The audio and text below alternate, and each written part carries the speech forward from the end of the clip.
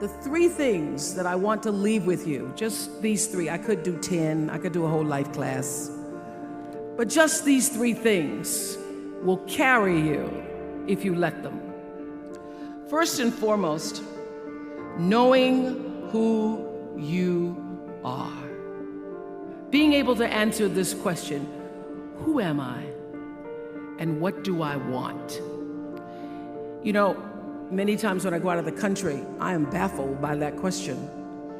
To explain what is your occupation, I've stood there for 10 minutes. Well, am I a talk show host? Well, I'm more than a talk show host. Am I a businesswoman? I'm a businesswoman. I'm more than a businesswoman. Am I an entrepreneur? I'm more than an entrepreneur. So I just leave it blank or self-employed. So I'm not asking for the roles that you play as daughters. I'm not asking that question. What are the roles that you play as a daughter, as a friend, as a sister? You're going to be a lawyer, you're going to teach, you're going to be a pharmacist. I'm asking the bigger question of who am I?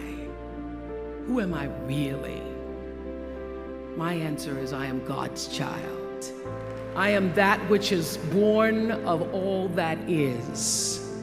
I am, as Pierre de Chardin said, a spiritual being having a human experience, come trailing the breath of the ancestors yet, but trailing the breath of the angels, and understanding that because I am connected to the source of all that is possible for me. That's who I am. And what do I want? I don't want to just be successful in the world. I don't want to just make a mark or have a legacy. The answer to that question for me is I want to fulfill the highest, truest expression of myself as a human being.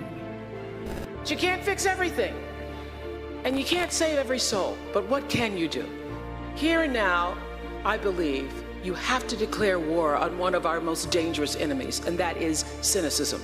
Because when that little creature sinks in, its hooks into you, it'll cloud your clarity, it'll compromise your integrity, it'll lower your standards, it'll choke your empathy, and sooner or later, cynicism shatters your faith.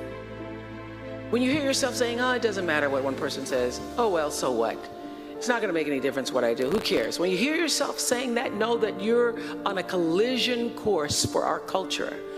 And I understand how it's so easy to become disillusioned, so tempting to allow apathy to set in, because anxiety is being broadcast on 157 channels 24 hours a day, all night long. You must have some kind of vision for your life. Even if you don't know the plan, you have to have a direction in which you choose to go. I never was the kind of woman who liked to get in a car and just go for a ride. I had a boyfriend who would say, let's just go for a ride. I want to know, where are we going? Do we have a destination? Is there a plan, or are we just riding? What I've learned is that's a great metaphor for life. You want to be in the driver's seat of your own life, because if you're not, life will drive you.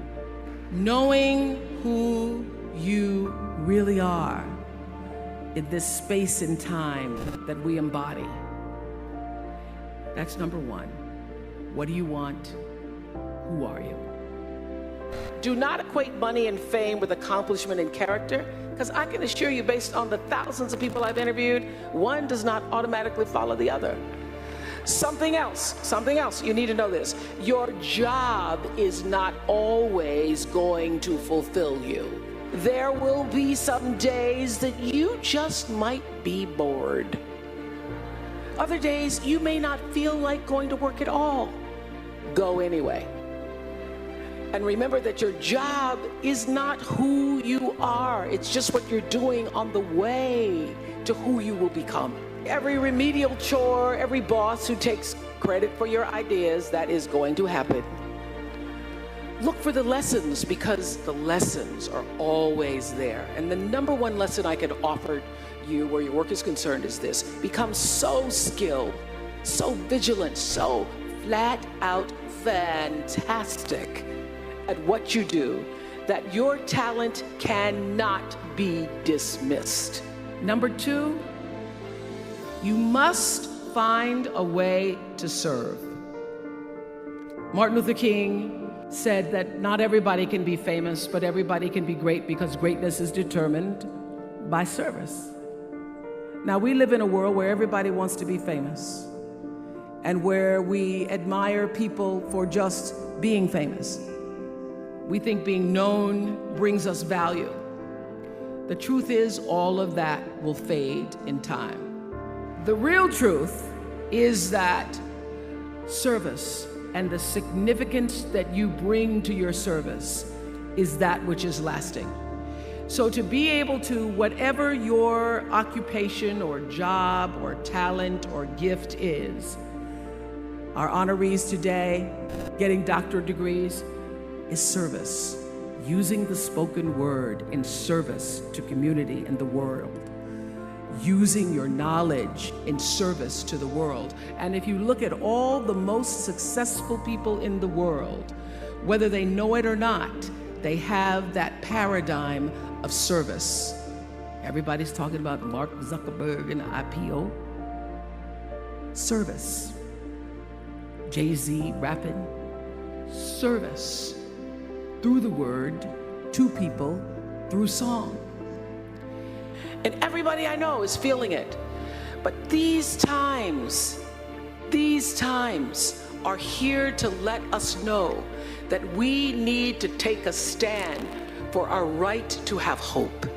And we need to take a stand with every ounce of wit and courage we can muster. The question is, what are you willing to stand for? And here's how you answer it. You put your honor where your mouth is. Put your honor where your mouth is. When you give your word, keep it. Show up. Do the work. Get your hands dirty. And then you'll begin to draw strength from the understanding, the true knowing that history is still being written. You're writing it every day. The wheel's still in spin, and what you do or what you don't do will be a part of it. You build a legacy, not from one thing, but from everything. Stop comparing yourself to other people. You're only on this planet to be you, not someone else's imitation of you. I had to learn that the hard way on the air, live, anchoring the news. When I first started broadcasting, I was 19, and I was just pretending to be Barbara Walters. I was just trying to talk like Barbara, act like Barbara, hold my legs like Barbara. And I was on the air, and I hadn't read the copy fully, and I called Canada. I did that on the air. I cracked myself up because I thought Barbara would never call Canada. And that little breakthrough, that little crack, that little moment that I stopped pretending allowed the real me to come through. Your life journey is about learning to become more of who you are and fulfilling the highest, truest expression of yourself as a human being. That's why you're here. You will do that through your work and your art, through your relationships and your love. And to quote Albert Einstein, education is what remains after we forget what we're taught. Number 3, it's so simple, but so hard to do. Always do the right thing. People notice. Think of how you notice. You go to Taco Bell, somebody gives you an extra napkin and some sauce. You notice. Excellence shows itself. Be excellent. Let excellence be your brand. Everybody talks about building a brand. I never even knew what that was. When people say, you're a brand, I would say, no, I'm just Oprah. What I recognize now is that my choice to, in every way, in every example, in every experience, to do the right thing and the excellent thing is what has created the brand. my life is fueled by my being, and the being fuels the doing. So I come from a centered place. I come from a focused place. I come from compassion. It's just my nature. I come from a willingness to understand and to be understood. And I come from wanting to connect. I mean, the secret of that show for 25 years is that people could see themselves in me. All over the world, they could see themselves in me. And even as I became more and more financially successful, which was a big surprise to me, through the whole process, because I'm grounded in my own self, that although I could have more shoes, my feet stayed on the ground, although I was wearing better shoes. These are kind of cute today, too. So I could keep my feet on the ground, even though I could get more shoes. And I could understand that it really was because I was grounded. I've done was doing and continue to this day to do the consciousness work. I work at staying awake. And being awakened is just another word for spirituality.